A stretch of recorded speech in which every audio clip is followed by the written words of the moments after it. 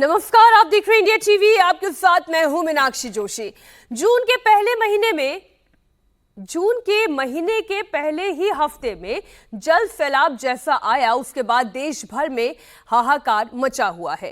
पहले ही हफ्ते के बाद से जो तस्वीरें बारिश और सैलाब के आफत की है, वो शहर शहर दिखाई दे रही है, क्योंकि दरिया में तब्दील हो रही है शहर की मार्केट, शहर के तमाम मोहल्ले। 25 राज्यों में मॉनसून ने दस्तक दे दी है, जिसके चलते तेज बारिश और बाढ़ का विकराल तांडव देखने को मिल रहा है। ओडिशा और बंगाल में इस वक्त हालात सबसे ज्यादा बेकाबू नजर आ रहे हैं। ओडिशा में 50,000 से ज्यादा लोग प्रभावित हैं। बंगाल में मेदिनीपुर, आसनसोल इलाके में तबाही मची है। अगले 4 दिन का रेड अलर्ट जारी किया गया है। मध्य प्रदेश और राजस्थान में भी भारी बारिश की चेतावनी है। देश के अलग अलग शहरों की तस्वीरें इस वक्त आपके सामने रख रही हैं। हाईवे पर सैलाब का बवंडर है। भारी भरकम गाड़ियां जल समाधि ले चुकी हैं। दुकान हो, मकान हो, सब डूब गए हैं। एनडीआरएफ, एसडीआरएफ की टीम ग्राउंड पर उतरी हुई है। नॉर्थ ईस्ट के राज्यों में अगले 3 दिन भारी पड़ने वाले हैं।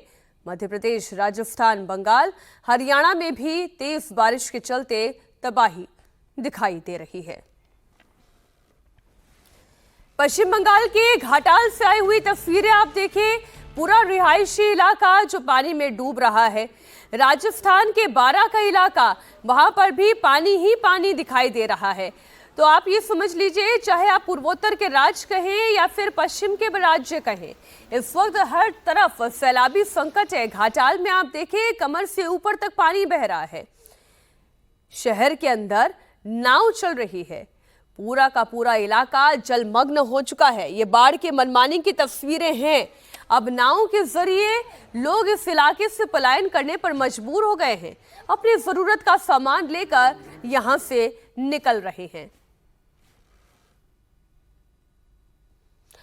अब एक तस्वीर आप अलग इलाके की भी देखें। राज्य की ये तस्वीरें हैं। कौन कहेगा ये किसी भी प्रदेश की राजधानी हो सकता है? कौन कहेगा कि ये समंदर के पास बसने वाला कोई इलाका नहीं, बल्कि मेन शहर है, ये मार्केट एरिया है, ये वहां की मुख्य सड़कें हैं। अब एक एक करके तमाम तस्वीरें आपके सामने रखती चली जाऊंगी। राजस्थान की तस्वीर आपको दिखाती हूँ। तेज बारिश के चलते बारा के रिहायशी इलाके में दरिया बह रहा है। भारी बारिश के कारण शहर की गलियों में सैलाब है। हाईवे पर समंदर जैसी लहरें उठ रही हैं। भारी बारिश के कारण ही दिक्कतें बढ़ती जा रही हैं। लोगों के घरों में पानी दाखिल हो गया है। पानी के प्रचंड प्रहार में कई गाड़ियां डैमेज हो गई हैं।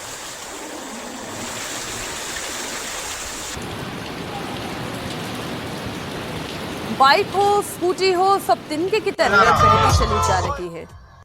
बारा में नेशनल हाईवे 27 को मजबूरन बंद करना पड़ा। पानी सड़क के ऊपर से बह रहा है। अभी भी मूसलाधार बारिश का कहर जारी है। हाईवे पर रास्ता बंद होने के कारण लोगों को सबसे ज्यादा दिक्कतों का सामना करना पड़ रहा है। 2 घंटे से हाईवे पे 3 फीट पानी। अब जिस शख्स ने भी ये कार चलाते वक्त वीडियो बनाई है, वो खुद कह रहा है, आप उसके बयान को सुने, कि हाईवे पर 3 फीट पानी बह रहा है और ये हाईवे की स्थिति है। दुकान को निकलने में आसानी नहीं है। बारा जिले के भंवरगढ़ इलाके में थाने के अंदर तक पानी चला गया।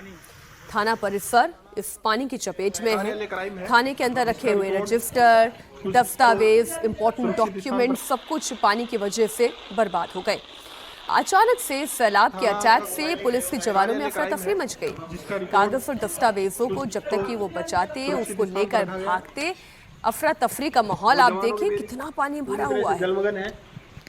अधिकारी वर्ग ऊपर कुर्सी लगाकर अपनी जान बचाने के लिए सुरक्षित स्थान। ये हवालात है।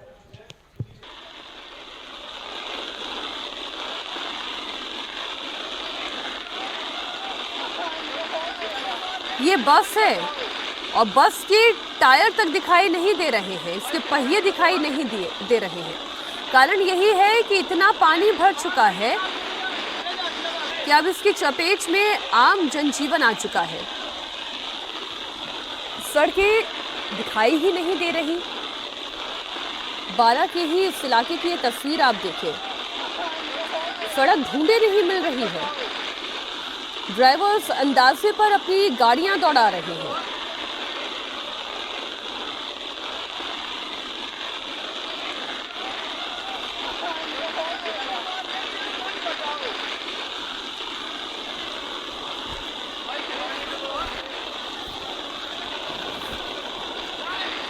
बारिश और बाढ़ की वजह से बंगाल और उड़ीसा में बहुत हाहाकार मचा हुआ है। बंगाल के 10 जिलों में बारिश के बाद बाढ़ कहर बरपा रही है। ओडिशा में सैलाबी संकट की वजह से 50,000 लोग प्रभावित हुए हैं। पश्चिमी मेदिनीपुर, आसनसोल, दुर्गापुर के रिहायशी इलाके डूबे हुए हैं।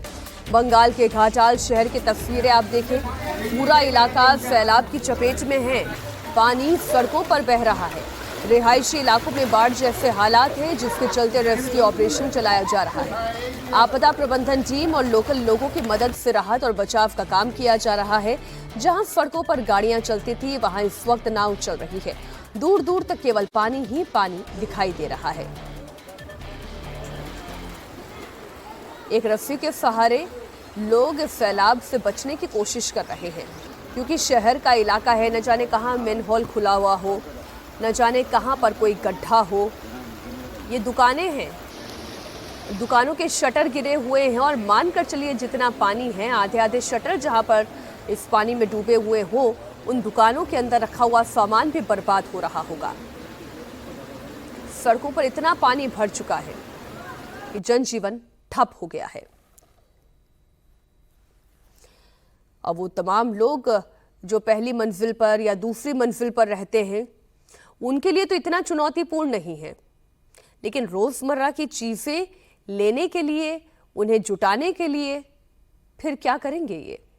और इसलिए अब शहर के शहर पलायन करने पर मजबूर हो रहे हैं। मोहल्ला का मोहल्ला खाली होता दिखाई दे रहा है। घाटाल के ही जिस इलाके की तस्वीर हमने आपको दिखाया, अब ये घर आप देखें, इस घर का आंगन, इस घर की ग्राउंड फ्लोर पूरी तरह से पानी में डूब चुकी है।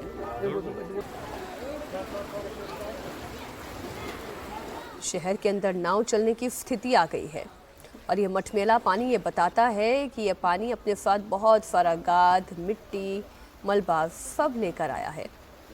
अब ये पानी उतरता भी है।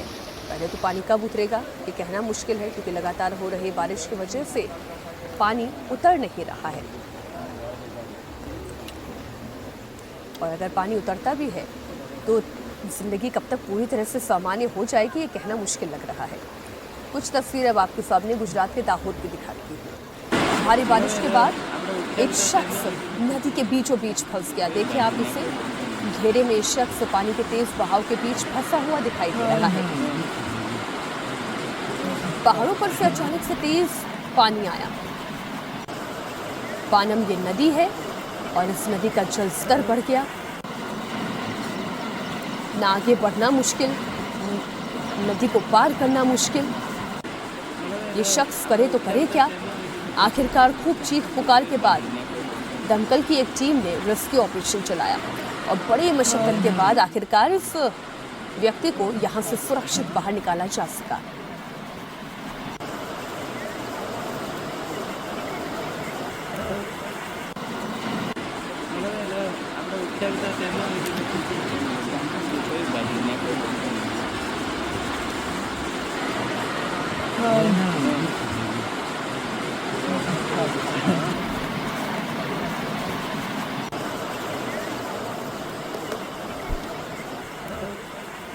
गुजरात के जामनगर की भी तस्वीरें आप देखिए। सागर डैम का पानी ओवरफ्लो से हालात बने हुए हैं और स्थिति बहुत गंभीर हो गई है।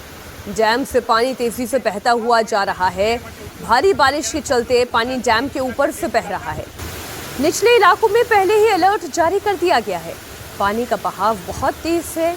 जामनगर में पिछले 4 दिनों से लगातार बारिश हो रही है। डैम के गेट्स तो पहले ही खोल दिए गए थे, लेकिन पानी इतना ज्यादा है कि ये डैम के ऊपर से ओवरफ्लो करके जा रहा है।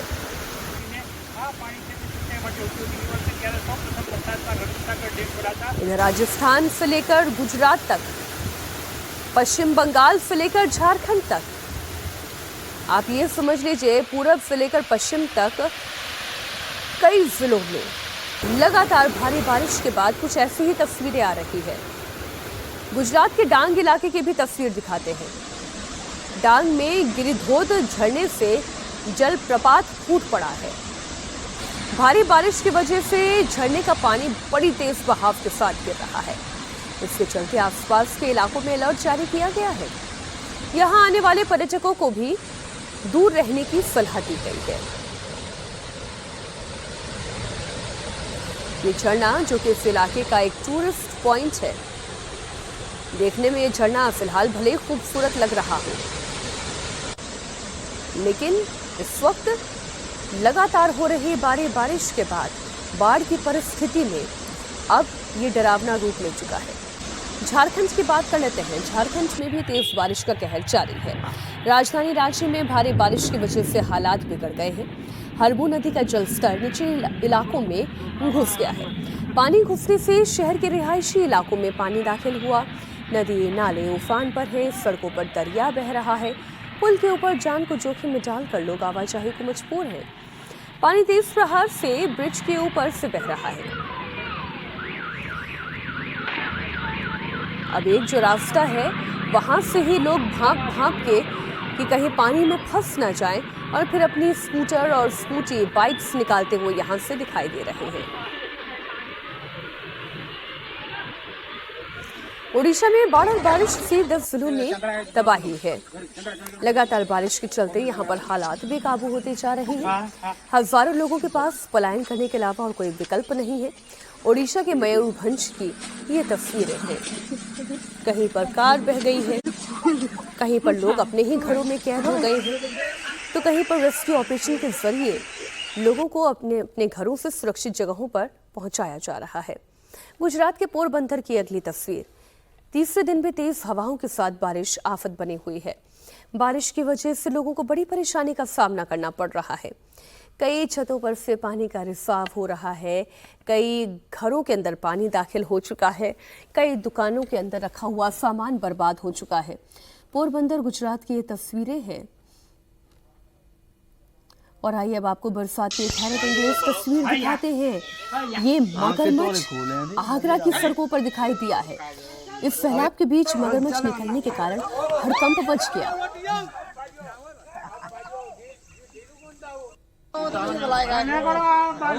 दरअसल चंबल नदी से यह मगरमच्छ सैलाब के साथ बीच गांव के अंदर आ गया।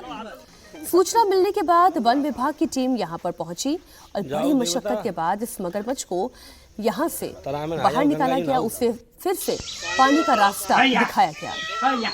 आंखें तो खोले लगे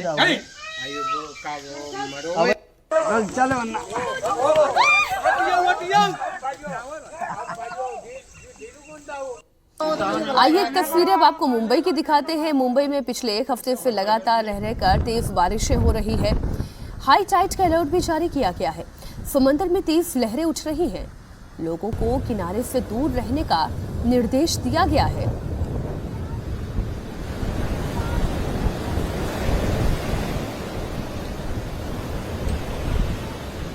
बाढ़ और बारिश के बाद अब खबर राजधानी दिल्ली से है, जहां लूट की एक सनसनीखेज वारदात सामने आई। लोगों में दहशत का माहौल है। पूर्वी दिल्ली के पांडव नगर में रोड रेज के बाद बदमाश कारोबारी की कार लेकर फरार हो गए। पहले तो स्कूटी सवार युवकों ने कारोबारी पर चापड़ से हमला किया। जब कार सवार अपनी जान बचाकर वहां से भागने लगा तो बदमाश उसकी गाड़ी लूट कर यहां से भाग गए। लूट की घटना को 48 घंटे से ज्यादा हो चुके हैं, लेकिन अब तक तीनों आरोपी पुलिस की गिरफ्त से बाहर हैं। पूरा मामला शुक्रवार की रात का है, जब कारोबारी अजय शर्मा किसी काम से कहीं जा रहे थे। तभी 3 युवक उनकी गाड़ी के पास से स्कूटी से गुजरे तो स्कूटी गाड़ी में टच हो गई। बात बड़ी मामूली थी, लेकिन मामला इतना बढ़ गया कि तीनों युवकों ने अजय शर्मा के साथ गाली गलौज शुरू कर दी और फिर देखते ही देखते मारपीट, लात घूंसे तक पहुंच गई। हमलावरों में से एक युवक ने अजय पर धारदार हथियार चापड़ से जानलेवा हमला किया, जिसकी तस्वीरें भी कैमरे में रिकॉर्ड हो गई। अपनी जान बचाने के लिए अजय शर्मा वहां से भागने लगे तो 2 युवक उनके पीछे दौड़ पड़े, जबकि तीसरे युवक ने अजय की ग्रैंड विटारा कार स्टार्ट की और फिर यहां मौके से फरार हो गया। ये पूरी घटना सड़क पर किनारे ही लगे एक सीसीटीवी कैमरे में रिकॉर्ड हो गई। पीड़ित की शिकायत पर पुलिस ने केस दर्ज कर लिया है और अब सीसीटीवी फुटेज के आधार पर आरोपियों की पहचान कर उनकी गिरफ्तारी के लिए छापेमारी की जा रही है। पुलिस का कहना है कि जल्द ही आरोपियों को पकड़ लिया जाएगा और उनके खिलाफ सख्त कार्रवाई की जाएगी। हमारे सहयोगी अनामिका गौड़ इस वक्त दिल्ली से लाइव जुड़े हुए हैं। मामला तो बहुत ही छोटा था अनामिका, लेकिन जिस तरीके से ये हरकतें हुई हैं, चापर से हमला कर देना, फिर कार लेकर फरार हो जाना, पुलिस ने अब तक इस मामले में क्या कार्रवाई की है?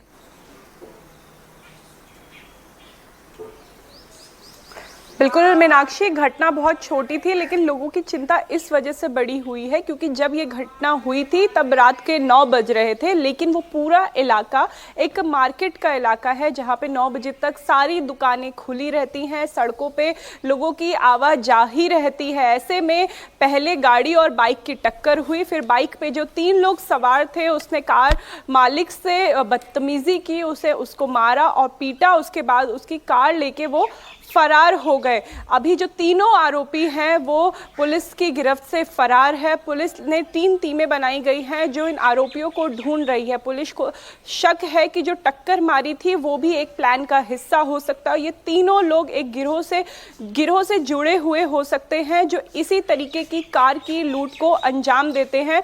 आसपास के और सभी इलाकों के, पांडव नगर से जुड़े हुए सभी इलाकों के सीसीटीवी फुटेजेस खंगाले जा रहे हैं और जो कार चुराने वाले गिरोह हैं उन पे भी नजर है पुलिस की इन तीनों आरोपियों को पकड़ने के लिए। मीनाक्षी। अनामिका, इस पूरे मामले में फिलहाल अजय की स्थिति के बारे में क्या बताया गया है? मीनाक्षी, जो कार चालक है उसको बुरी तरीके से चोट आई है। वो नोएडा का रहने वाला था। फिलहाल उसे हॉस्पिटल से तो डिस्चार्ज कर दिया गया है, लेकिन एक सदमा लगा है और कंधे और पेट पे बुरी तरीके से चोट भी आई है। बहुत शुक्रिया अनामिका आपका इस पूरी जानकारी के लिए। अगली खबर भी दिल्ली से है। दिल्ली के मंगोलपुरी इलाके में मस्जिद के बाहर अवैध अतिक्रमण पर बुलडोजर चला है।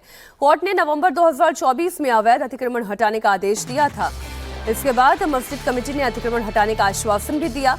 8 महीने बीत गए लेकिन अवैध अतिक्रमण के खिलाफ कोई एक्शन नहीं हुआ और फिर प्रशासन ने आखिरकार अतिक्रमण हटाने का फैसला लिया। 20 जून को एमसीडी ने नोटिस जारी किया, 48 घंटे का अल्टीमेटम भी दिया और फिर कहीं जाकर कल बुलडोजर एक्शन लिया गया। 400 गज की जमीन पर अवैध कब्जा किया गया था जिसे प्रशासन ने हटा दिया है। एक्शन से पहले प्रशासन ने सभी पक्षों से बात भी की, जिसके बाद बिना किसी विवाद के अवैध हिस्से को गिराया गया। अतिक्रमण पर चला बुलडोजर, अवैध निर्माण को गिराया गया। मस्जिद के बाहर बुलडोजर एक्शन की तस्वीरें इस वक्त आप देख रहे हैं। दिल्ली में बुलडोजर एक्शन की पूरी टाइमलाइन अब आपको बताती हूँ। प्रशासन की तरफ से मस्जिद के वजू खाने समेत अवैध अतिक्रमण को हटाया गया। 20 जून को मस्जिद कमेटी को नोटिस दिया गया था। मस्जिद कमेटी ने खुद अवैध अतिक्रमण हटाने की बात की थी। बुलडोजर एक्शन से 400 गज जमीन को अवैध कब्जे से मुक्त किया गया।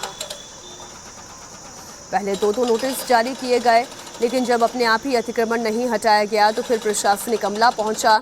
बिना किसी विरोध के, बिना किसी गहमा गहमी के बुलडोजर एक्शन हुआ और अतिक्रमण की गई अवैध इमारत को ध्वस्त किया गया।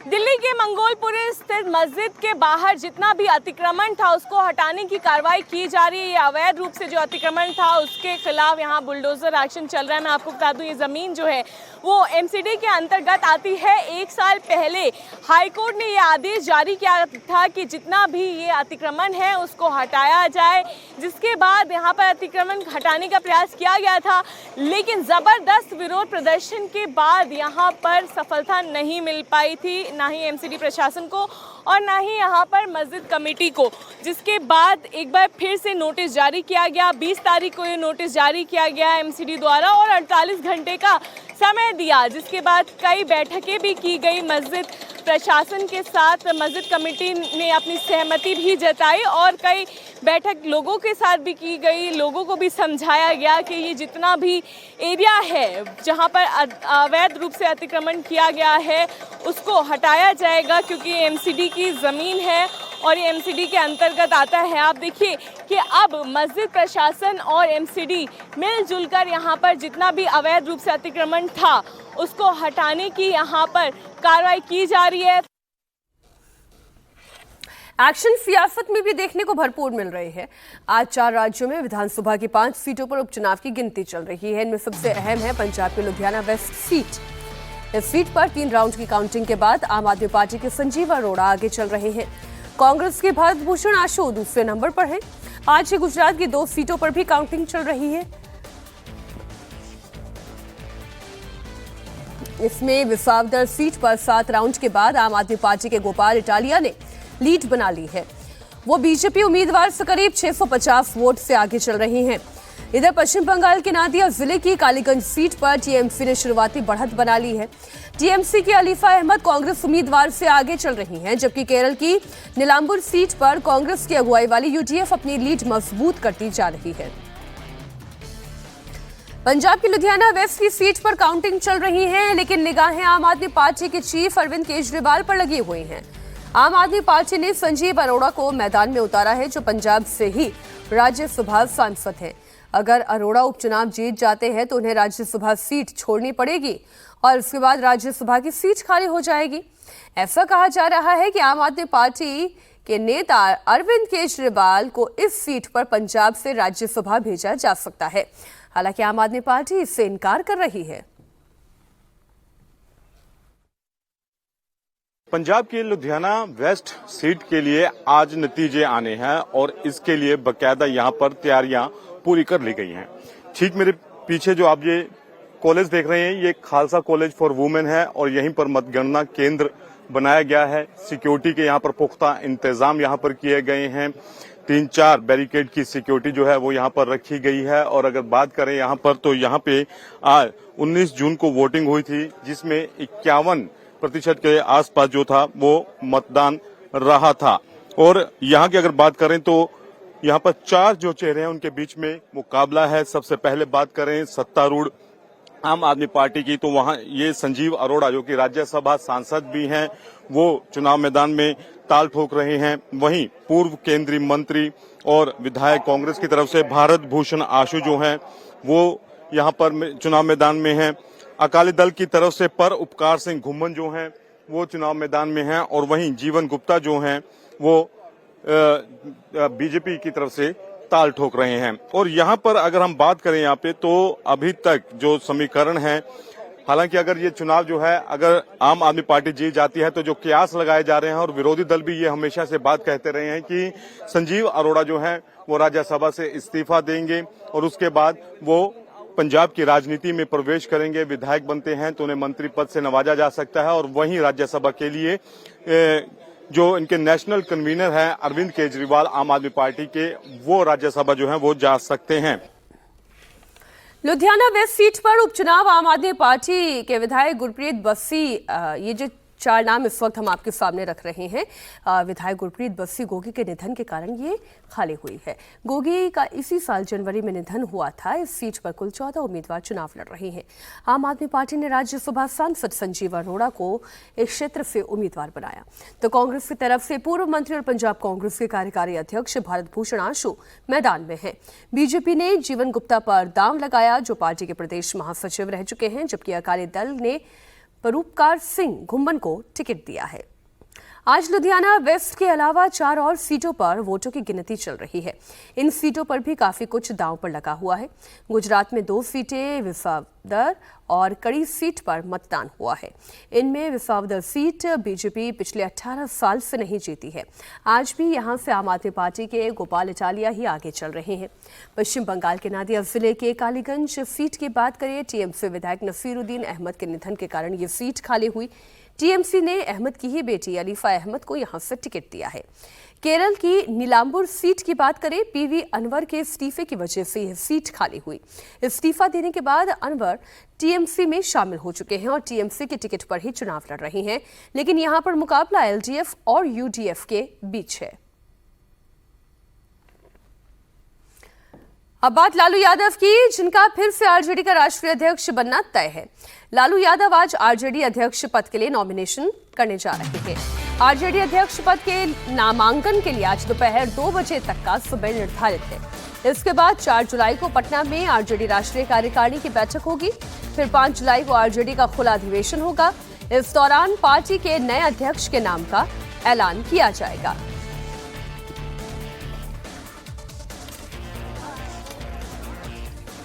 लालू प्रसाद यादव हमारे राष्ट्रीय अध्यक्ष हैं, आगे भी राष्ट्रीय अध्यक्ष वही रहेंगे। लालू प्रसाद यादव की जरूरत है पार्टी में। लालू यादव आज भी गांव-गंवई में जाते हैं कि नहीं जाते हैं? लालू यादव कहीं घटना घटती है वहां पहुंचते हैं कि नहीं पहुंचते हैं? पार्टी का जो भी किसी तरह का भी मीटिंग होती है उसमें वो आते हैं और जाते हैं और संदेश देते हैं कि नहीं देते हैं? तो अब इस बार चुनाव बिहार में है और ऐसे टाइम में लालू यादव अध्यक्ष नहीं होंगे तो कौन हो? राष्ट्रीय अध्यक्ष लालू प्रसाद यादव ने पार्टी खड़ा किया, पार्टी के जन्मदाता वही हैं, पार्टी को सींचा है और गरीबों में इस पार्टी के प्रति जो है आस्था और आकर्षण भी बनाया। तो इस बार जब चुनाव है तो लालू यादव के अलावा हम लोग दूसरे को राष्ट्रीय अध्यक्ष अभी नहीं चाहते। 5 जुलाई 1997 को आरजेडी का गठन हुआ था। तब से लालू प्रसाद यादव ही लगातार 28 वर्षों से पार्टी के राष्ट्रीय अध्यक्ष बने हुए हैं। इस बीच लालू यादव चारा घोटाले के कारण जेल में भी रहे। उन्हें चुनाव लड़ने के लिए अयोग्य भी ठहरा दिया गया। उनकी सेहत भी अब ठीक नहीं रहती, लेकिन वो पार्टी में अभी भी नंबर 1 नेता हैं और वो नेता बने रहेंगे। अब खबर उत्तर प्रदेश के कानपुर से, जहां पुलिस और बदमाश के बीच के कनेक्शन का खुलासा हुआ। शहर के नवाबगंज में छापेमारी से पहले दरोगा ने मुखबिरी कर शातिर आरोपी को मौके से भगा दिया। जब कुछ सेकंड के बाद पुलिस की टीम आरोपी को पकड़ने के लिए पहुंची तो उन्हें खाली हाथ लौटना पड़ा। वीडियो सामने आने के बाद इस मामले में एक्शन लेते हुए डीसीपी ने दरोगा और कांस्टेबल को निलंबित करके उनके खिलाफ जांच के आदेश दे दिए हैं। पूरे मामले का खुलासा वहां पर लगे हुए सीसीटीवी में रिकॉर्ड हो गया। जैसे ही ये वीडियो सामने आया तो सारी सच्चाई खुल गई। तस्वीरों में आप देखिए, दरोगा बाइक से कांस्टेबल के साथ आता है, तभी हाथ हिलाकर आरोपियों से इशारा करता है। आरोपी और दरोगा में इस दौरान कुछ बात होती है। इसके बाद शातिर बदमाश मौके से ट्रॉली बैग लिए हुए फरार हो जाता है। फिर दरोगा फोर्स लेकर बदमाश को पकड़ने के लिए पहुंचता है, लेकिन शातिर पुलिस फोर्स के पहुंचने से पहले ही भाग जाता है। सीसीटीवी फुटेज 11 जून का है। पुलिस कमिश्नर ने दरोगा और कांस्टेबल को सस्पेंड कर एफआईआर दर्ज करने के निर्देश दिए हैं। एक सब इंस्पेक्टर और उनके साथ एक आरक्षी जो वहां पे आगे आगे जाते हैं, तो जो एक्यूज्ड है वहां पे जैसा बताया गया है वीडियो में कि वो वहां से उनको देखने के बाद जाता है और जब तक पुलिस पहुंचती है लगभग 20-25 सेकंड के बाद पुलिस की दबिश टीम जाती है और जब तक पहुंचती है तब तक वहां से वो निकल जाता है। जो एक्यूज वहां से भागा है और उसमें जो सब इंस्पेक्टर और कांस्टेबल है उनकी प्रेमा फेसाई संदिग्धता प्रतीत हुई है, जिसके आधार पर इनको दोनों को तत्काल प्रभाव से निलंबित किया गया है मेरे द्वारा।